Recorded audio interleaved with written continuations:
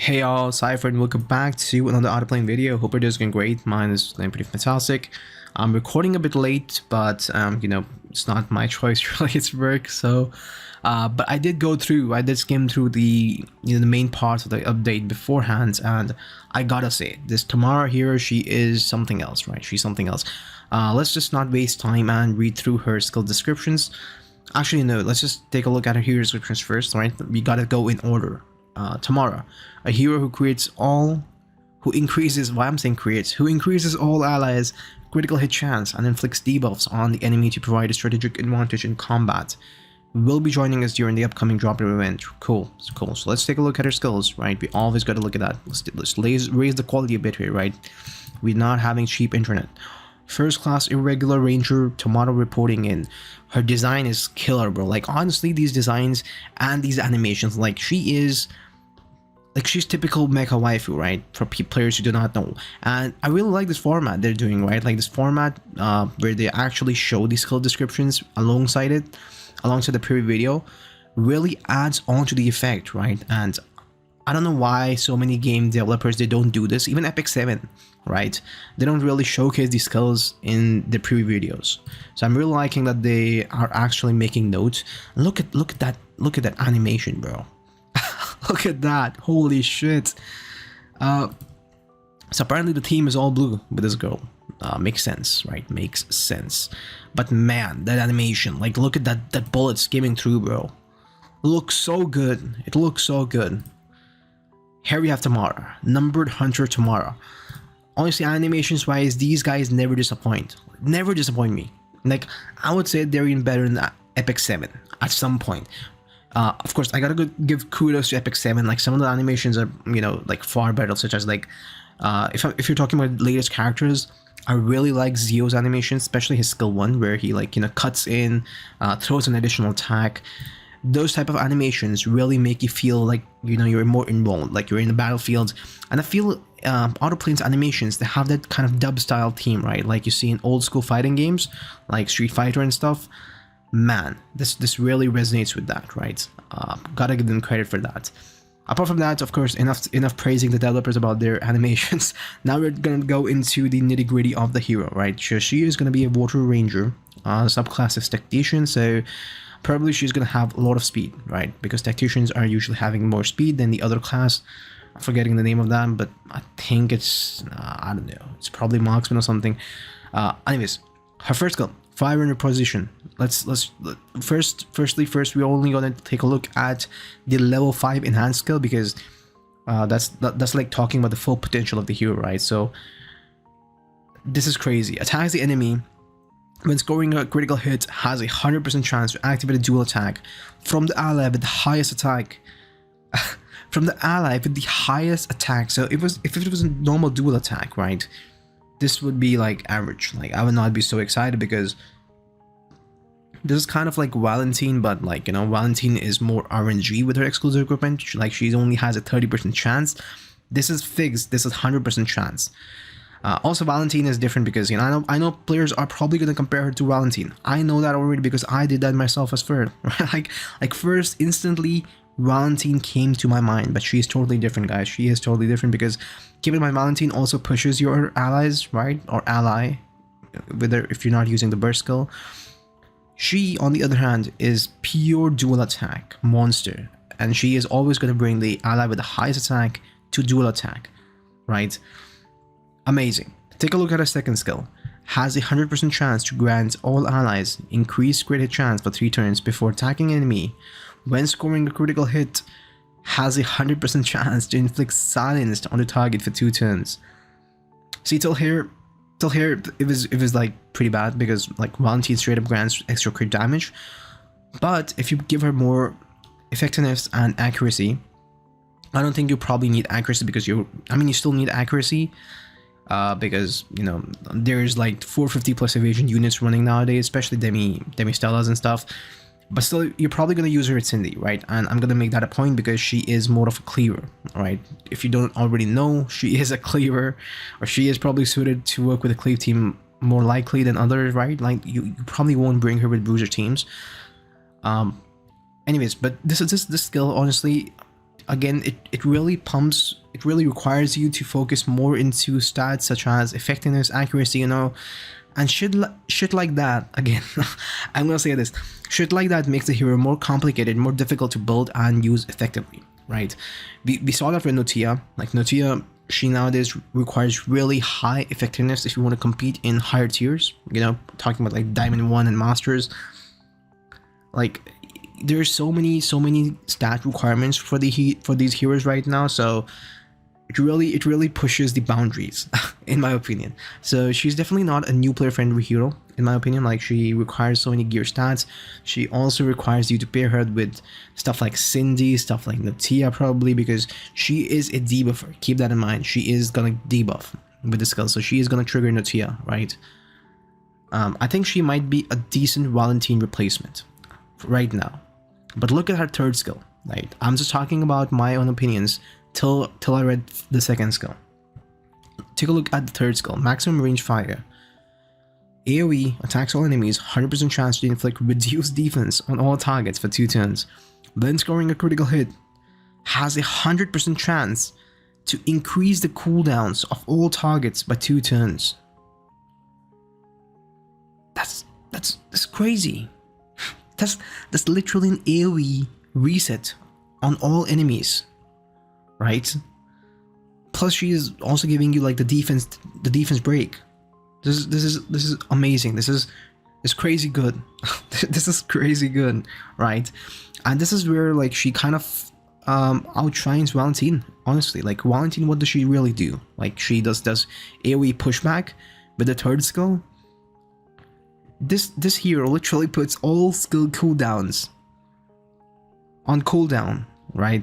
I mean, that's kind of ironic to say, but you get what I mean, right? So, for example, if a Tio was starting with like, you know, 2 turns, like all not Tio, not really all of the heroes in the game, right? They will push their cooldowns will be pushed back by 2 turns, just within a single skill. So this is crazy, and even her cooldowns are not that bad on the skill. Look at that, her base cooldown is 5 turns. She can reduce the cooldown to 4 turn, right? To 4 turn. Amazing. I really think she is super top tier just because of the skill, right? Just because of the skill. Let's take a look at her chain and unique passive, because I know somebody reminded me that I usually miss these because I usually don't think they're important, but I really missed the one with Demiaste because she was a unique one, right? So I'm not going to talk about that, but let's talk about their chain and unique passives. Skill chain, let's see about her skill chain companion effect. After attacking, has a 100% chance to inflict Mogged on the target. Nothing special, honestly. You can even inflict Mogged on rangers by equipping their exclusive weapons, right? So she is playing the position of companion, so that's really great because we are in need of companion skill chain heroes, right? We have a lot of good finishers, a lot of good openers. Openers we lack, but now Demiaste is like literally the best opener, right? If you're using skill chains. Dual attack effect increases damage proportional to caster speed. So there we go. Straight up. So she is benefiting from speed as well, although in a mild way. Like I don't think somebody's gonna bring her into a dual attack unless you're, you know, you're like, I don't know, like your brain, you're like doing some crazy shit with Valentine and this new chick Tamara, where Tamara has like the high stack and something, but honestly this is kind of useless. Right? Her transcendence effects: 4-star transcendence, team accuracy 2%, Trasixta another 2%. Really nothing special. Finally, her exclusive equipment. This is really good. I don't know why I think they finally listen. I think these guys are finally listening. Thank you, Smallgate, VA Games, whoever you are, please. I have begged these guys, I begged you that, you know, for my entire life, probably not entire life, but entire career of playing Autoplane, please add the exclusive equipment. And this time, they finally added it, right? And her exclusive equipment states, gains 60 action points at the start of battle. 60. 60, bro. This is crazy. Like, I think she is always gonna go first. Always, all the time. 60 action points. Freaking crazy, bro. This is crazy. 60. Yeah. I don't know what to say. She's crazy good, right? On paper, she's simple. She is simple. You AoE. See, one thing is here, which I'm kind of missing, that she does not have a chance to get. I mean, she does not a chance, but she does not have an extra turn mechanic, right? On the skill, on her second skill. I mean, she does have it, but you know, it's on her third burst skill, which is like crazy. Like, who the fuck is gonna have 120 action points, right, at the start of the battle? Like, nobody does that, right? Nobody.